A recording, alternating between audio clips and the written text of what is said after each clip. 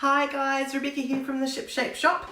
Hope your Tuesday's going awesome. I thought that I'd come on here today to share with you, give you a little bit of a peek behind the scenes and show you the inside of my pantry. And no, this isn't one of those kind of look at it and drool moments for a beautifully organised pantry. This is what happens when life gets in the way. So really I'm sharing this with you today because I want you to know that if you were to come and work, if I were to come and work with you, that there wouldn't be any judgment from me. I'm not one of those perfectly organised people all of the time.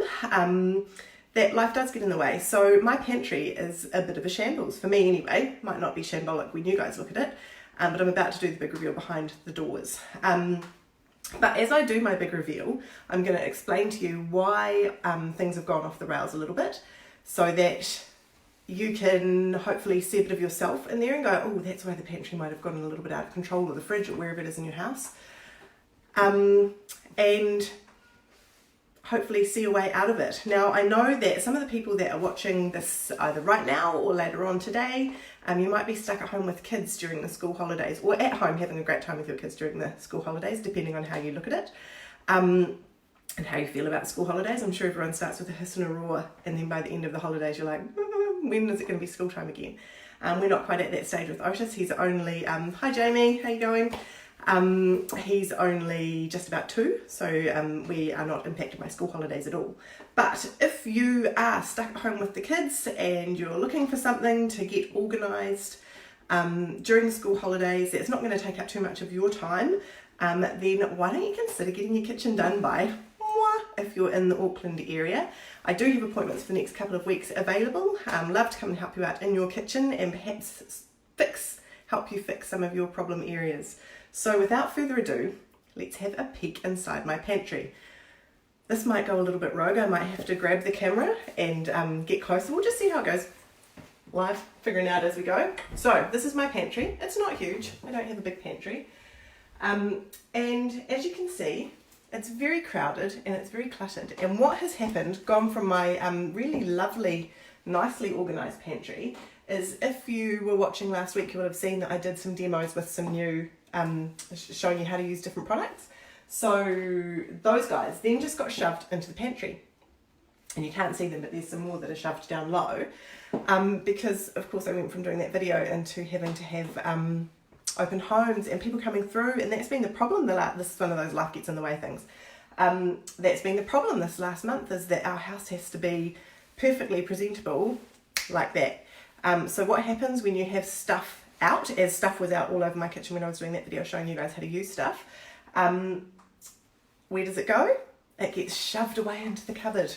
And then we've had open homes again on the weekend, we had the auction, and then the last couple of days I've been full on with appointments and getting out and about and doing things, so I haven't had a chance to reorganise the kitchen, so at the pantry. So there's some leftover product from demos. Obviously you guys aren't going to be demoing products like I am, so the chance of that being one of the issues that you face is probably fairly slim, but that's something that I'm being challenged with at the moment.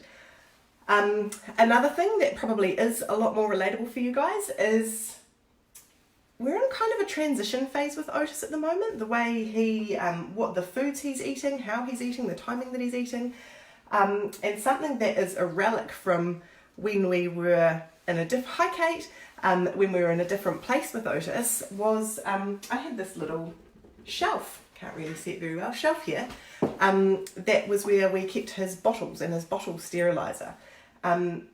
We don't give him any bottles anymore. One day he just was like, oh, I'm a big boy now, I don't do that anymore. So the bottle steriliser is gone, and yet the shelf has remained. So there might be relics in your pantry or in your kitchen that were useful for a period of time, for a time in your life. You might have been eating in a certain way, or you might have had kids that were that had different dietary needs, and those days are gone, but the stuff remains in there, and it just kind of becomes a resting ground for other crap to sit on. So that's another thing that's going on. And the third thing that's going on, which is probably the thing that you guys are going to relate to the most, is I've started eating some new things. We found ourselves in a little bit of a rut. We were eating the same things all the time, the same meals, and so I got a little creative, and I've been to our local, there's some dead bread, let's not look at that too closely. This is just one of the examples. Been to the bulk store and got in some chia seeds are in there. And I don't have a container for the chia seeds. And as you know, if you've been following me for a while, I'm a big believer in when something, you don't know what to do with it, gets shoved in there, looks a little bit messy, and then other stuff just gets shoved on top. So it becomes like a magnet for other crap to just get piled up, which is exactly what you can see is happening on this shelf here. That's the shoving shelf. That shelf up there, it is actually semi-organised, but I had to shuffle things around to make room. So what I'm really wanting to share with you today is I totally understand how pantries and kitchens and anywhere in the house actually become disorganised. I'm a real person, I'm not a robot, and we have life events that mean that sometimes we get thrown a curveball and we have to just make do for a period of time. And here's the last little thing, which I know you guys will, a lot of you will identify with anyway. I found myself saying on the weekend, don't worry about getting it tidy and organised, because you're going to be moving soon. We're moving within a month, hopefully, if the condition offer in our place goes through.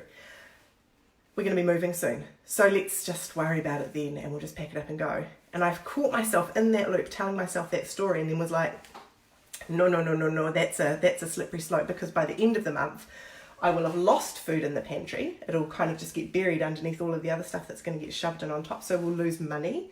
I'll waste time when I'm doing my weekly grocery list, because I won't be able to find the things that I need to replace, so I have to make multiple trips to the grocery store.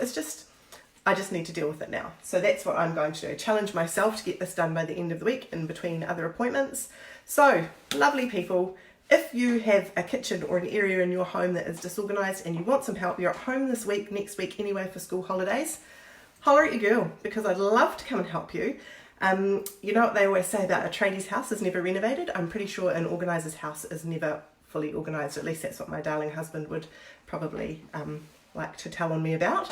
The timer on the kitchen light has just gone off, so that is my cue that I've been blathering on for too long.